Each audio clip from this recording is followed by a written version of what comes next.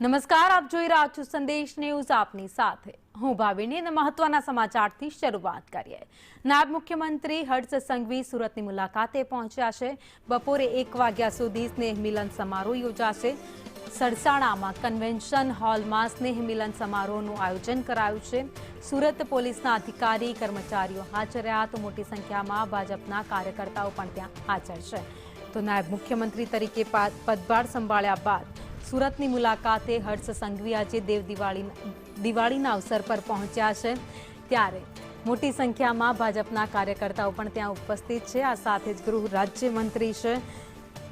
ત્યારે પોલીસ અધિકારીઓ પણ ત્યાં તેમને સ્વાગત કરવા માટે પહોંચી ગયા છે. વધુ અપડેટ સાથે સંવાદદાતા જયેન્દ્ર પાંડે મારી સાથે જોડાઈ ગયા છે. જયેન્દ્ર, હર્ષ સંઘવી સુરતની મુલાકાતે. જી ભાવિની, આજે દિવાળીનો પવિત્ર અવસર છે ત્યારે હર્ષ સંઘવી જે તેઓ નાયબ મુખ્યમંત્રી બન્યા બાદ પ્રથમ વખત સુરત આવી પહોંચ્યા છે ત્યારે તેમના સુરત પોલીસ દ્વારા આયોજિત જે કાર્યક્રમ છે તેમાં ભાગ લીધો છે અને તેમણે દિવાળી અને નવ વર્ષની તમામ પોલીસ અધિકારીઓ અને કર્મચારીઓને શુભેચ્છા પાઠવી છે. અને તે સાથે આ હોલમાં કન્વેન્શન જે હોલ છે જ્યાં પ્રોગ્રામ છે ત્યાં ભાજપનો પણ કાર્યક્રમ છે, પરંતુ સૌ પ્રથમ વખત અહીં સુરત પોલીસ દ્વારા જે આયોજિત કાર્યક્રમ છે શુભેચ્છા તે કાર્યક્રમ ચાલશે અને ત્યારબાદ ભાજપનો કાર્યક્રમ ચાલશે 1 કલાકનો, એટલે 2 થી 2.5 કલાકનો જેટલો કાર્યક્રમ છે. અને રાજ્ય જે કારણ આપ સૌ લોકો બનો તેવી હું આપને શુભકામનાઓ આપું છું. મારા જીએસઆરટીસી પરિવારના બી સૌ સદસ્ય અહીંયા છે. સામાન્ય રીતે પોલીસની આસપાસ જ એમના બી પરિવારજનો તહેવારના દિવસે ક્યારેય જીએસઆરટીસી બસના ડ્રાઈવર કંડક્ટર ભાઈ બહેનોને એમના દીકરા દીકરીઓ બી તહેવારના દિવસે એમના પરિવારજનો જોડે ક્યારેય આ ડ્રાઈવર કંડક્ટર ભાઈ બહેનો હોતા નથી. એટલે એમને બી હું ખૂબ ખૂબ અભિનંદન આપું છું, દિવાળીની શુભકામનાઓ આપું છું.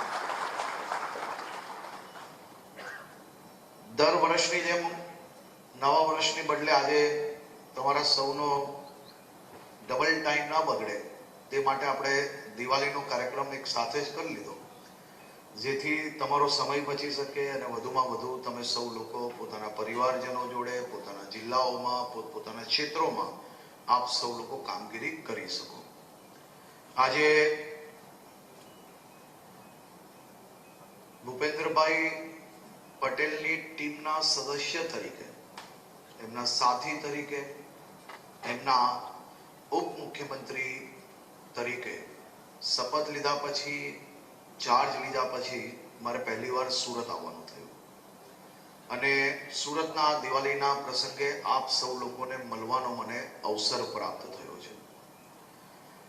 ગૃહમંત્રી તરીકે જ્યારે મેં પહેલી વાર ચાર્જ લીધો, મેં આમાંથી ઘણા નવા અધિકારી એવા હશે કે જે મને જ્યારે ત્યારે મળ્યા હશે ત્યારે મેં એમને બી આ વાતો કરી હશે.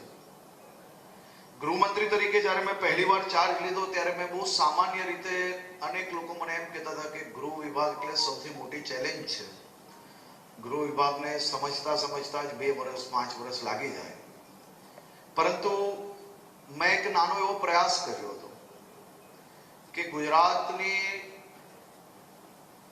લો એન્ડ ઓર્ડરની પરિસ્થિતિઓ પહેલા શું હતી અને બદલાવ કઈ રીતે આવ્યો ને એ બદલાવ દરમિયાન તત્કાલીન મુખ્યમંત્રી શ્રી નરેન્દ્રભાઈ મોદીજી અને ત્યારના ગૃહપ્રધાન શ્રી અમિતભાઈ શાહ એ બેઠકો કઈ રીતે લેતા હતા, એ કયા પ્રકારના નિર્ણયો લેતા હતા. અને અહીંયા જ બેઠેલા સૌ સિનિયર ઓફિસરો જોડે જ્યારે હું મળતો હતો ત્યારે માત્ર એટલું પૂછતો હતો કે બેઠકમાં કઈ રીતે વિષયો લેતા હતા, એ કઈ રીતે નિર્ણયો લેવામાં આવતા હતા અને કયા પ્રકારે ગુજરાતને આપણે આખું લો એન્ડ ઓર્ડરની દ્રષ્ટિએ પરિવર્તન આવ્યું. આ બધા જ વિષયોને હું એટલીસ્ટ 15-20 દિવસ તક જેટલા અધિકારી મને મળ્યા ને જેટલા લોકો જૂના અધિકારીઓ હતા જેમને એમની જોડે કામ કર્યું હતું એવા લોકો જોડે મેં હંમેશા સમજવાનો પ્રયાસ કર્યો. અને મારા ગૃહમંત્રી કાળ દરમિયાન જેટલા નવા ઓફિસર્સ જેમને ગુજરાતમાં હમણાં જ આવ્યા હોય, જે લોકો નવી ભરતીમાં ડીવાયએસપી બન્યા હોય, જે લોકો એએસપી તરીકે આવ્યા હોય, એમને હું હંમેશા કહેતો હોઉં છું કે તમે જે પોલીસ સ્ટેશનમાં કે તમે જે એરિયાના ડીસીપી, એએસપી, એસીપી બનો છો, એ એરિયાના પોલીસ સ્ટેશનમાં જે સૌથી જૂના કોન્સ્ટેબલ્સ, એએસઆઈ કે કોઈ બી એવા પ્રકારના લોકો જોડે તમારે ભોજન કાં તો અડધો 1 કલાકનો સમય એટલીસ્ટ 15-20 દિવસ સુધી નીકાળવો જોઈએ, કે જે એરિયાને સમજતો હોય, એરિયાની તાસીરને સમજતા હોય, એરિયામાં સોશિયલ ઇક્વેશનને સમજતા હોય, વાર તહેવારે કયા પ્રકારની ઘટનાઓ બનતી હોય એને સમજતા હોય, તો તમારું 15 દિવસની અંદર તમારું બધો જ એરિયા તમને સમજવો સૌથી સરળતાથી તમે સમજી શકો છો. અને અનેક લોકોએ આ પ્રયાસ કર્યો. આમાંથી અનેક લોકો એવા છે કે જેને ચાર્જ લેતાની સાથે મેં જોયું છે કે ફિલ્ડ પર નજરે પડે છે. ફિલ્ડ પર જવાથી લોકોનો વિશ્વાસ આપણા માટે વધતો હોય છે, કારણ કે સામાન્ય નાગરિક એક સિનિયર ઓફિસરની ઓફિસમાં આવતા આજે ક્યાંક ને ક્યાંક એમને સંદેહ અનુભવતા હોય છે, પણ તમે સામે જઈને જ્યારે મળતા હો છો ત્યારે એમની અંદર વિશ્વાસનું વાતાવરણ બનતું હોય છે. અને ગુજરાત પોલીસે છેલ્લા અનેક વર્ષોમાં આ પ્રકારનો વિશ્વાસ મેળવવામાં સફળતા પ્રાપ્ત કરી છે. તે બદલ હું આપને અભિનંદન આપું છું. આપણા સૌનું સૌભાગ્ય છે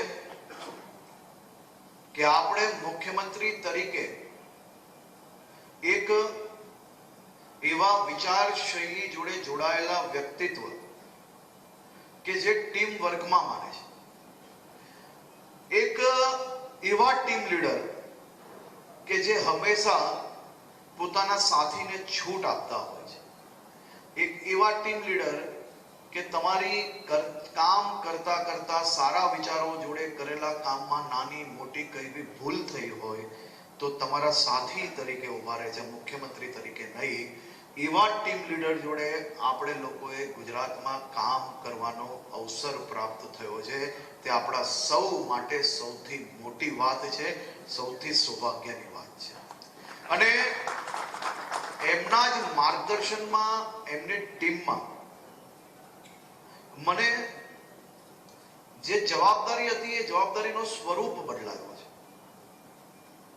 અને આ બદલાયેલી જવાબદારીમાં હું ડબલ મહેનત કરીને એમને સાથે મળીને આપણા રાજ્યના વધુમાં વધુ પીડિત કે કોઈ બી પ્રકારે નાની મોટી ઘટનામાં જે ભોગ બન્યા હોય તેવા લોકોને ન્યાય અપાવવા માટે આપ સૌ જોડે ઉભો રહીને કામ કરવા માટેની મેં સંપૂર્ણ જે વ્યૂ છે, જે વિઝન છે, આ જ વિઝન જોડે આપણે સૌ લોકો ડબલ તાકાતથી લાગી જવા માટે આજથી આ દીપાવલીના શુભ અવસરે આપણા ઘરે એક દીવો ઓછો પ્રગટાવશો તો કોઈ વાંધો નથી.